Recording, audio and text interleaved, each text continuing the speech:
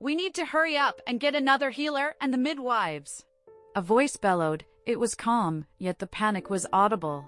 Her Highness is bleeding. It's a matter of urgency. Screams of horror startled me out of my deep sleep. How long have I been laying here, over something fluffy and soft? I struggled to get my eyes to open, but it was difficult, and I lacked the energy to glance around. Hurried footsteps reached my ears. Someone was moving beside me. Based on how small and tender her palms were against my wrist and the familiar scent of cinnamon, I was able to tell it was Minerva. I could feel the warmth of her fingers moving against my cold, pale skin. Her fingers trembled as she kept whispering comforting words in my ear. Hurried footsteps followed. I tried my best to move a body part, but it was impossibly difficult when I was numb all over. I could no longer feel the pain, only numbness. My surroundings were swaying, and I was lulled back to sleep. Slowly, I was falling back into the dark abyss. No! I must remain awake. I fought hard, but despite my attempt to stay wide awake, I heard the sound of panic fill the room. The bright sunlight caressing my cheekbones with warmth made my eyes flutter open. The sudden exposure to the light stings my eyes. I closed them again.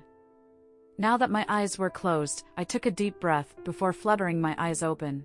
This time, my eyes were fully adjusted to the light, making my vision clear. Letitia! Minerva, who had been sitting on a couch close to the bed, yells, making her way towards me. Thank the heavens you are awake. I gulped, my body feeling too weak. DHA, Darium.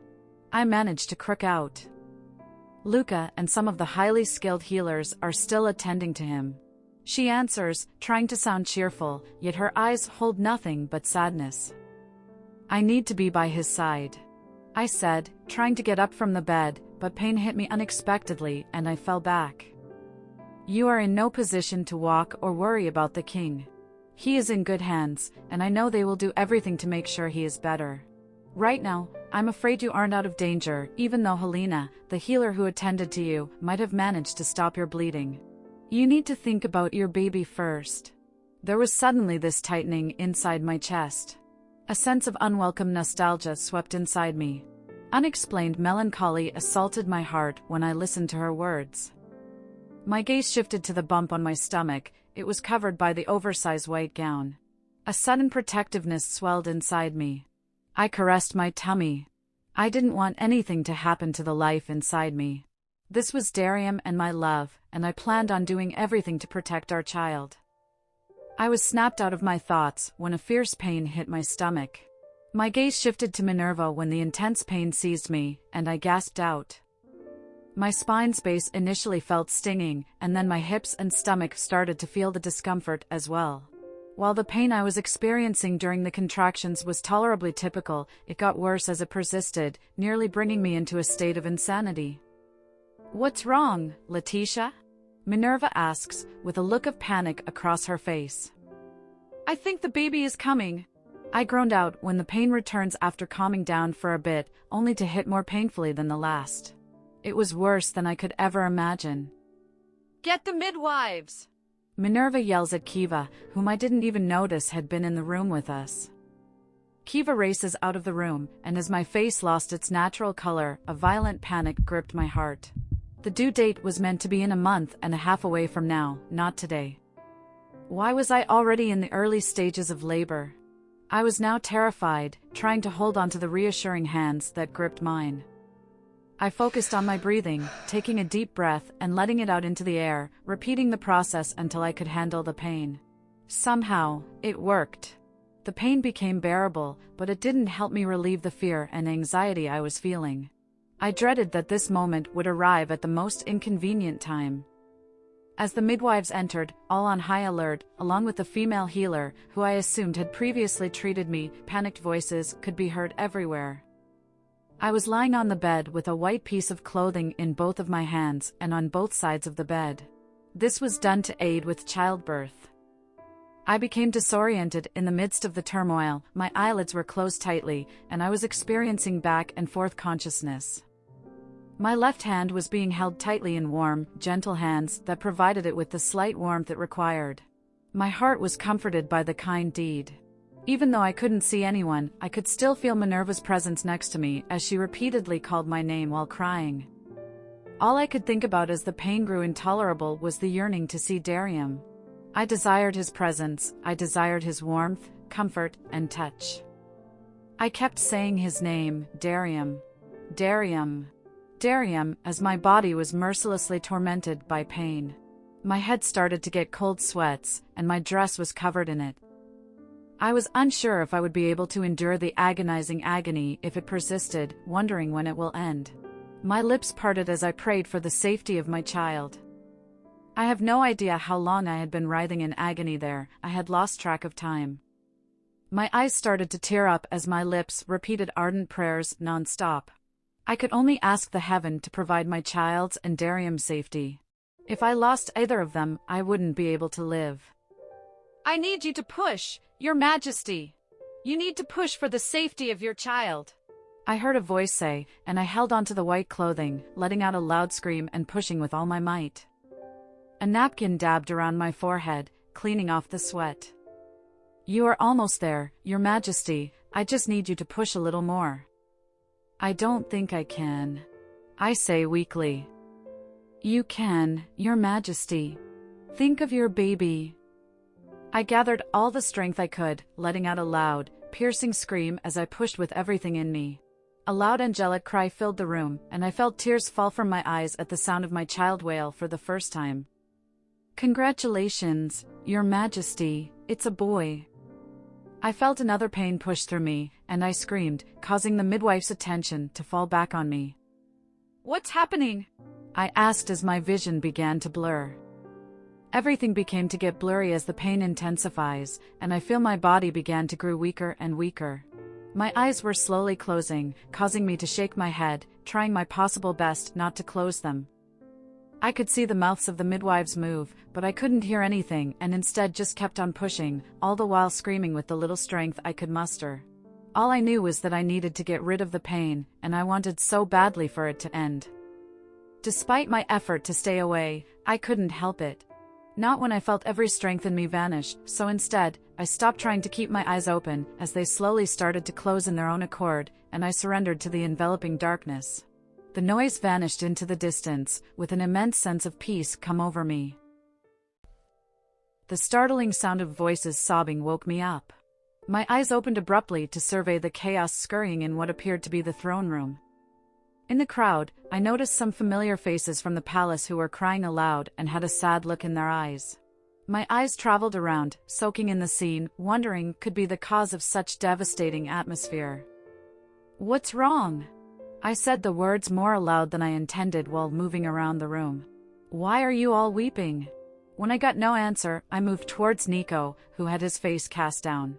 It was like he noticed my presence because his head slowly lifted up and his gaze met mine. His eyes were void of any emotion.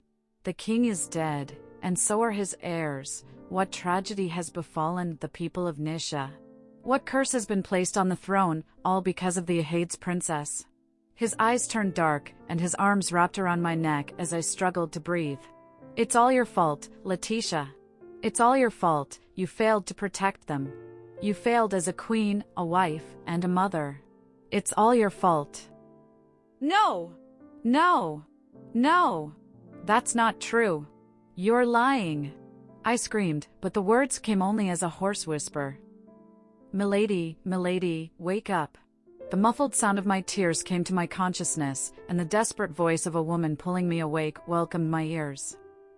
I gasped and slightly opened my eyes. The first thing that came to sight was the worried look on Kiva's face as she looked at me. Where is my baby? Tears washed my cheeks. As I waited for her response, I braced myself for the heartbreaking news. Kiva smiled, gentleness sprung at the corners of her eyes while she looked at me. Congratulations, milady, the twins are alive and healthy. There were tears in her eyes that gleamed with pride. Twins? Yes, milady had birthed not just one but 2 children for his majesty. She beams. Milady had indeed been brave, bearing a son and a daughter. A warm stream of tears flowed on my cheeks once more, and when I couldn't contain the emotions anymore, the silent tears turned into sobs that shook my shoulders uncontrollably. I couldn't help but be thankful to the heavens for protecting my child and blessing me with not one, but 2 children. If only Darium were here, he would no doubt be filled with joy, knowing he got the daughter he always wished for. What about the king? I gulped, awaiting her response. Thankfully, the healer has been able to stop his bleeding and keep him out of harm's way. But they aren't certain when he will regain consciousness. I tried not to think of anything negative and was glad that he was out of harm's way. The door pushed open, with Minerva and one of the midwives walking in, both carrying a child in their arms as they cried. The next few seconds were the longest as I waited for them to reach my side. Kiva helped me up into a sitting position when they got to where I sat, placing both children in my arms. It all felt so fascinating when their crying stopped, as if they felt they were in their mother's warm embrace. "It's okay, love. Your mother is here," I whispered in between tears. I was trembling as I rocked them both in my arms. "Aren't they adorable? They both have your cheekbones. I wish they could open their eyes so I can see what color it is." Minerva beams, grinning from ear to ear. I cooed at them, placing soft kisses on both their cheeks. The feel of them against my skin melted my heart. Minerva was right, they were indeed adorable. "Have you thought of a name yet?"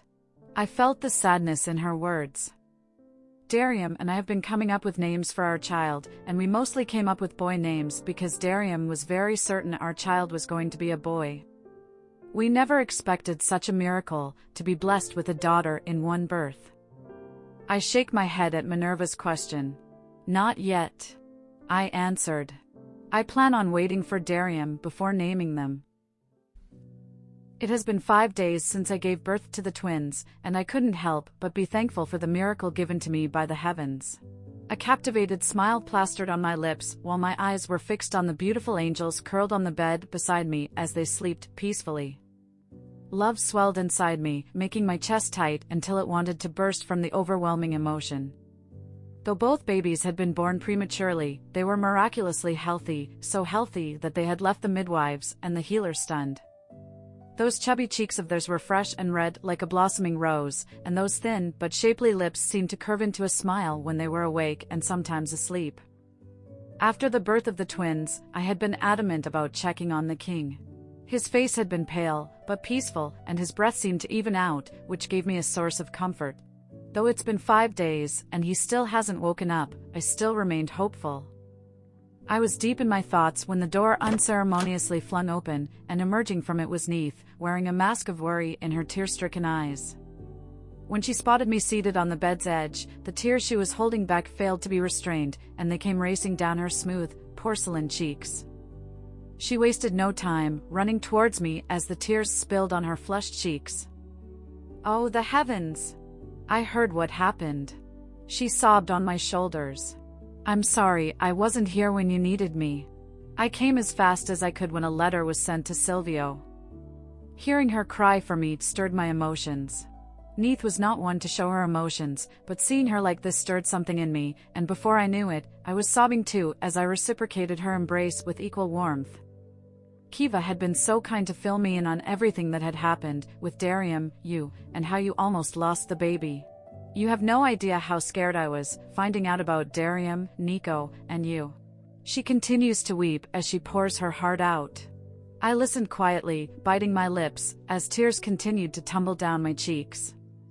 Nico had also been attended to by a healer, who discovered that the king's second-in-command had been poisoned by an herb which was said to make a person feel weak and feverish but not harmful enough, and would recover after a couple of weeks of its taking. "I'm fine, the twins and I are alive and healthy," I said that when she finally stopped chattering. "Nico is as well. I'm thankful the healer was able to care for him. And Darium," my words ceased, and I struggled to hold back the tears, letting out a smile. "Thankfully, he is out of any danger, and though it's been 5 days, the healers are monitoring him as we all wait for him to regain consciousness.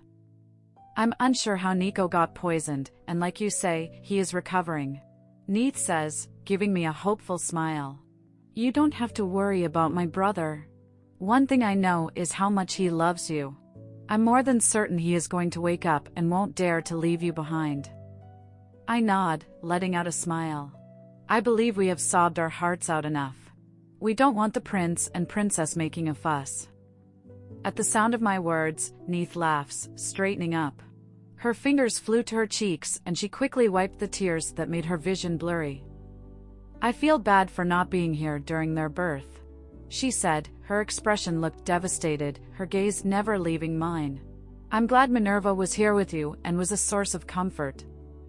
Her presence here had been uplifting. I say this with a voice full of sincerity. I was saddened to see her leave, returning back to Ehades. Minerva had no choice but to return to Ehades 2 days ago, though she wished for nothing more than to stay.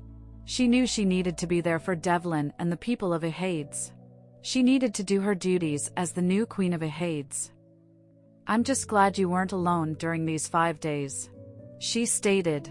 "But worry not, I'm here now. So why don't you take all the rest you need and let Kevin nurse you back to health, and I will handle the affairs of the kingdom. I'm sure the Council of Men won't mind, seeing as you bore the kingdom not just a prince, but a princess as well." "Thank you, Neith. You don't need to thank me. Irrespective of what happened to the king, the birth of the prince and princess should be one of celebration. But knowing you, I'm most certain you wish to wait till Darium is awake and recovered," she replied, slowly returning to her usual soft-spoken tone.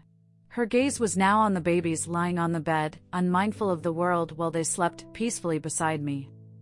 "Oh, look at these angels. They both look so perfect," Neith exclaimed when her gaze landed on the twins, who surprisingly didn't stir despite the commotion. I smiled, that sweet, unrestrained smile that brightened up the whole room. I couldn't agree more with Neith's remark. They were indeed a work of art, radiant and shining. They were perfect, just like Neith said, and I couldn't be more proud. "They are beautiful, Letitia," she exclaimed with excitement, and her eyes glowed with amazement as they continued to stare at the twins. "Which is understandable, seeing as they were made with good genes." She said it with a voice full of pride. Though most of their features seemed to come from Darium, she threw me a quick glance before she focused her undivided attention back on the baby. I couldn't help but agree more with her words. They were the exact replica of their father, having only a little bit of my features in them. Not that I minded, I was more than glad. "At least they both have your hair, that must count as something." Neith grinned widely, sending me a cheeky smile, getting a snort from me in return, and she laughed out loud. "I think I'm in love, Letitia. These cute little angels are quite the charmer." At her word, my daughter stirred a bit, making a soft, cute sound, and slowly her eyes began to pull open. I watched as Neith, gauging her reaction, stared at the little princess in awe, and a loud gasp filled the room when she took in the color of her eyes. Neith turned to look at me, speechless, her gaze returned back to the baby beside me before settling in on me again. "She has," she gasped breathlessly, her hands clapping around her mouth. I nod, a soft smile dancing across my lips. "Isn't she just too beautiful?" "She truly is," Neith responded. "Can I?" she asked, seeking permission to carry my daughter, and I nodded, watching as she gently lifted her up, cradling her against her chest, and the tears gathered around her eyes. "What about him?" She nudged her head towards my son, causing me to shake my head, knowing what she meant. You know, Darium had always hated the color of his eyes. I wasn't sure why. I always thought they looked beautiful, everyone did, but he didn't seem to like them, saying he hated looking different from others. Neith stated. "But after he met you, I think he began to love them and was proud of how unique they look. Maybe because of how unique you look." She was referring to my hair. "But he seems to think he was made specially for you, and you, him." There is no denying that our daughter takes up a whole part of her father's features, and I'm more than happy about that. She is a replica of Darium, they both are. Hers is more prominent than her brother's. Knowing my brother, he is going to be protective of his little princess. He is definitely going to love and adore them. Brace yourself, I'm very much certain he won't let go of them. There is no denying that, I said, and the both of us burst out laughing. I couldn't wait for him to wake up. He would no doubt be surprised by the miracle given to us by the heavens. Neith stared down lovingly at my daughter in her hold, cooing as she whispered sweet words, all the while grinning from ear to ear. When my daughter began to fuss in her hold, she reluctantly handed her over to me while pouting her lips. Her gaze shifted to my son, and her eyes widened with joy when she saw him slowly wake up. This time she didn't bother seeking my permission as she hurriedly lifted him up from the bed, her eyes full of excitement, and I laughed at this. Her eyes occasionally shifted to my daughter in my hold, who was busy feeding, causing her face to brighten up even more. It had been noon when Neith left, and though she had been reluctant to leave, she was left with no choice. After landing a kiss on my left cheek, she hurried out of the doors of my chamber to attend to some meetings that dealt with the affairs of the kingdom, which had almost skipped her mind. With a promise to return once she was done, I watched her race out of my room. And once more, I was alone, but not totally. I had the twins here with me, my fingers cuddling their soft cheeks as I lay in bed, watching them with a face full of awe. The sound of the door opening had my face shifting towards it. Just when I thought Neith returned after forgetting something behind, Kiva emerged from the door, carrying freshly cut flowers in her hands, all of which were my favorites. When she saw me looking up to her, her mouth twisted into a smile, making the corners of her eyes crinkle with hilarity. She had never missed a day, bringing me freshly cut flowers and using them to decorate my chambers. "Milady," she greets, walking over to the vase and replacing yesterday's flower with a new one. "You know you don't have to do that daily," I responded gleefully, watching her set the vase down beside me. "I don't mind, milady. I only wish for your day to remain brightened." She beamed, grinning from ear to ear. The sweet, enchanting smell of the flowers permeating the room was so nice and relaxing that I had this urge to lie down and fall asleep. Milady would be amazed by the amount of gifts received in the palace today. It was 10 times that of yesterday or any other day. The people are truly elected at the birth of the princes and princesses, sending their wishes to you and the king. She said this, looking at the twins that lay wide awake beside me. I wasn't at all surprised by this. We knew there was no way I could keep the birth of the royal heirs a secret and had decided to share the news 3 days ago. Though the people had no idea what had happened to their king, we hoped to keep it that way. The only ones aware of what state Darium is in were the councils of men. They also agreed that it was best that his condition be kept secret. The last thing we needed was for the likes of King Orin to think this was the perfect time to wage a war against his kingdom and ours. I didn't want any of Nisha's enemies to make a move. Nico, though still recovering, had ordered the security at the gates of the kingdom and palace to be heightened. Ordering the men to move with such caution, we didn't want to alert the people or make them ponder about the sudden change in security. These could cause panic, so the men were ordered to stay hidden, all the while guarding the kingdom and palace. They were asked to keep close eyes on those who leaves and entered the kingdom, keeping account of every movement and reporting back to the palace. This was the only way to ensure the safety of the people and the palace. "Milady? Milady!" I snapped out of my trance after hearing my name called with urgency. Without my knowing it, I suddenly lapsed into silence while staring into space. "What troubles you?" "It's nothing, Kiva." My head suddenly throbbed. "I must be tired," I said, giving a small smile while holding back the huge urge to let out a deep sigh. "Why don't Milady take a rest then? You are no doubt tired after caring for the prince and princess," she said, pulling the quilt up my body. "I shall watch over the twins while you rest." I did not respond. Instead, I nodded in approval and smiled, my eyes slowly drifting close in their own accord, and I gladly welcomed the darkness as I fell into a deep, blissful slumber.